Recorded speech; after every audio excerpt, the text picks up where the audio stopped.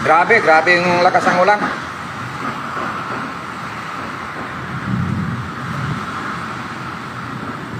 So mag-ilaw muna ako kasi yung kwarto ko rin,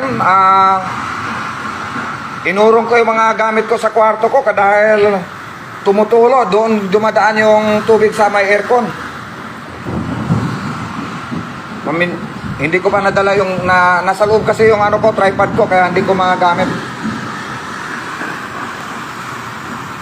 Unexpected naman kasi itong nangyayari ngayon.